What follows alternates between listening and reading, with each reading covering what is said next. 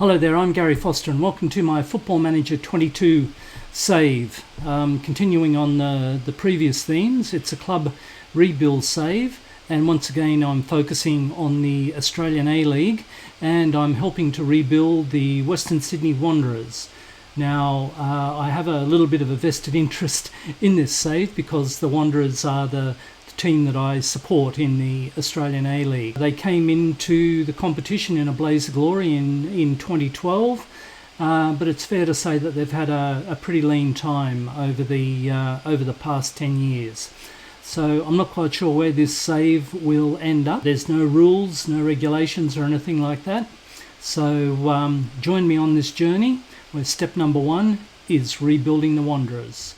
The catalyst for the formation of the Wanderers was the FFA, the Football Federation of Australia, revoking the Gold Coast United's A-League licence in February 2012.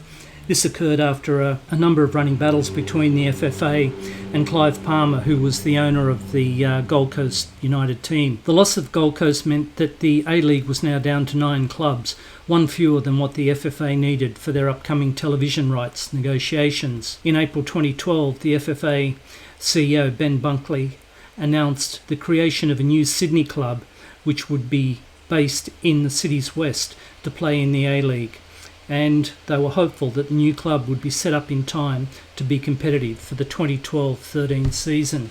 In May 2012, former A-League head Lyle Gorman was appointed chairman of the as yet unnamed club. Tony Popovic was also announced as the inaugural coach, and Popovic joined the club after requesting to be released from his final year of contract as the assistant coach at Crystal Palace. He was also approached by Sydney FC for their head coach position, but his desire to build a club from scratch was an opportunity he couldn't pass up. Popovic signed on with the Wanderers to take the helm for the next 4 seasons. On the 25th of June, Western Sydney Wanderers FC was officially launched, as was the club logo, the playing strip, and the home ground where they would play out of Parramatta Stadium. The name Wanderers had been an overwhelming favourite among fans and community groups as it paid homage to Wanderers FC, the first registered soccer club or football club in Australia, and they played in the area in the 1880s.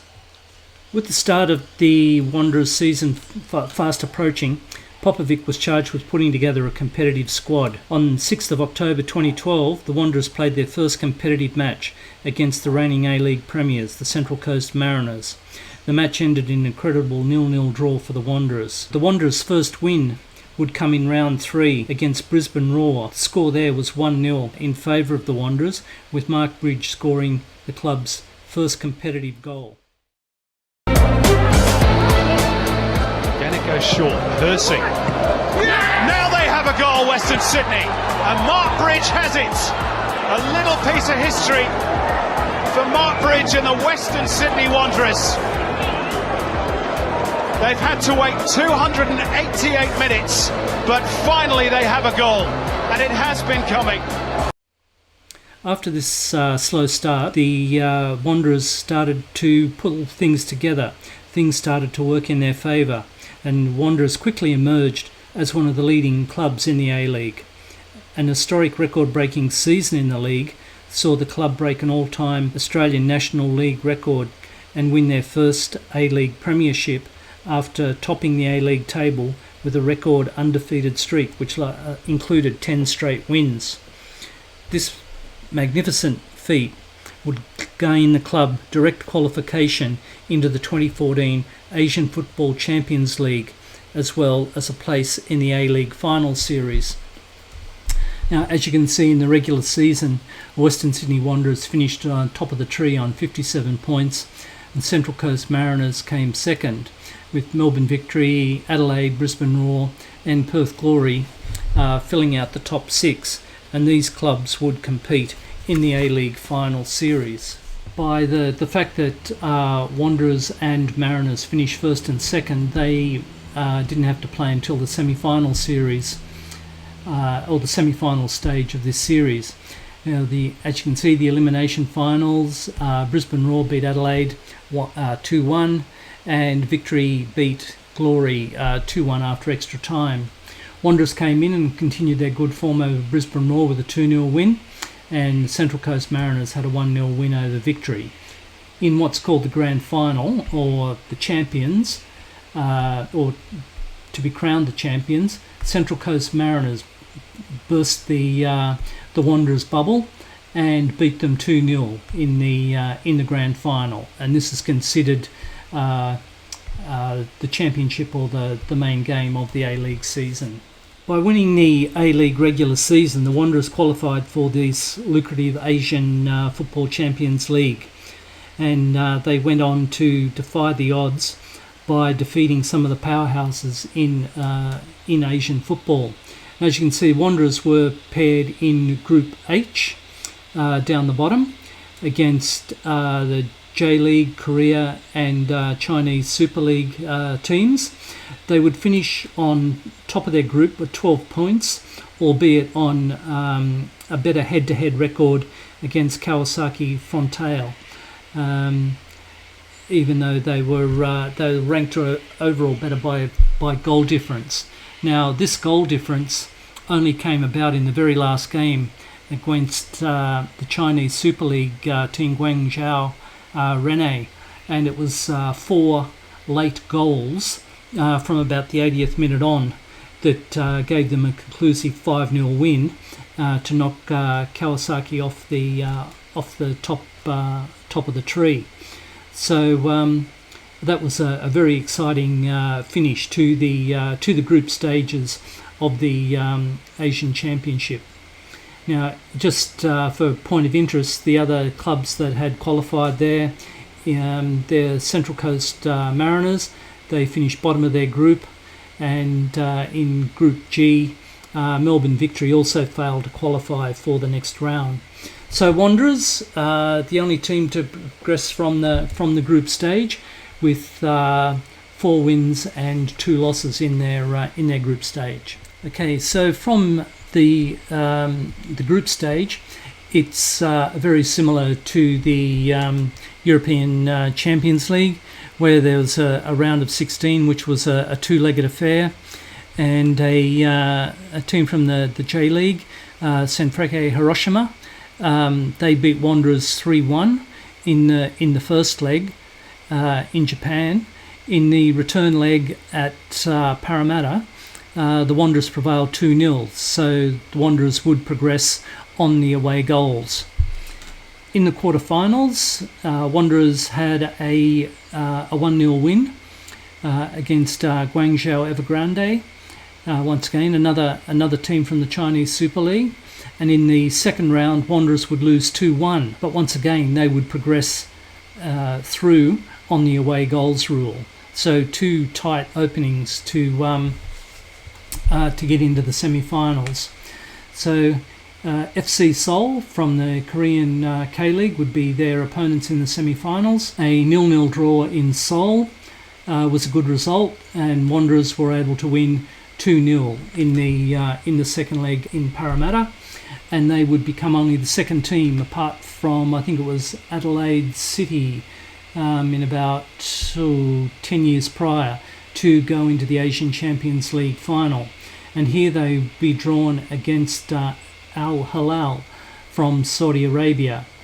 In the home leg, Wanderers would get a 1-0 win, courtesy of a goal by Tommy Uric, and they would ride their luck in the away leg against Al Hilal to have a 0-0 draw to win 1-0 on aggregate, and Wanderers would then become the first Australian A-League team to win the Asian Champions Football League in only their second season of existence. So that was a wonderful achievement.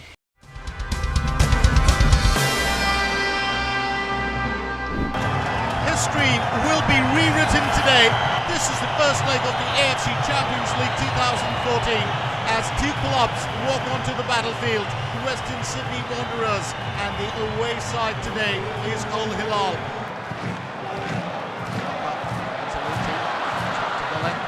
Malek gets that into the danger area, and it's strike 1!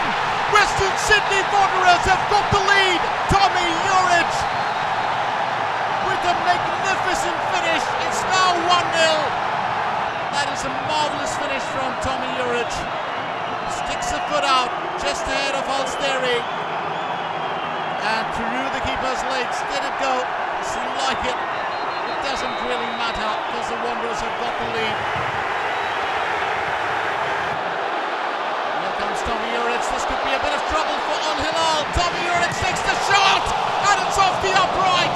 The Wanderers are posing as a big threat here to Al Hilal today.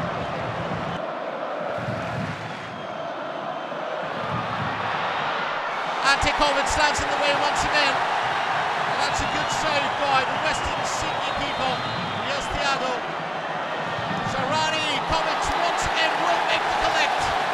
And it's full time at the Parramatta Stadium as the Western Sydney Wanderers pull off a win in the first leg of the AFC Champions League Final 2014.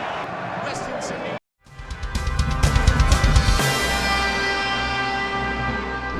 Hello and Al Hilal up against Western Sydney Wanderers.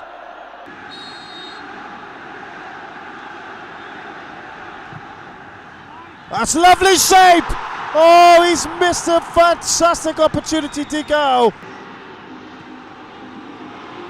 Plenty of space.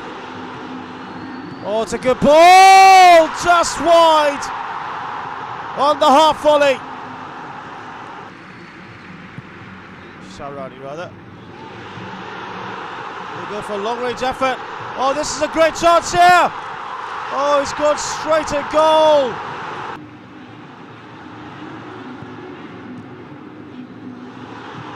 But now surely, oh, what a save!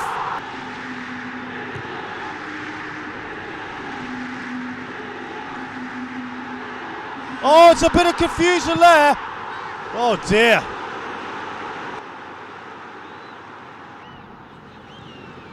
There's Quack who's taking in a position, but it doesn't matter. It's unbelievable scenes here. The miracle has happened. Western Sydney Wanderers have unbelievably lifted the AFC Champions League against all the odds. But Nikolai Topor-Stanley lifts the trophy as Western Sydney Wanderers are the 2014 AFC Champions League winners. In the subsequent season, the Wanderers, they did a little bit tougher, although they still managed a creditable second place against Brisbane Roar, who finished well clear of the competition. But they did enough to qualify for the final series, and as you can see, they beat the Central Coast Mariners 2-0 in the semi-final. So this was a little bit a bit of revenge for beating them in the grand final previous year. But Brisbane Roar would prevail 2-1 in extra time in the grand final.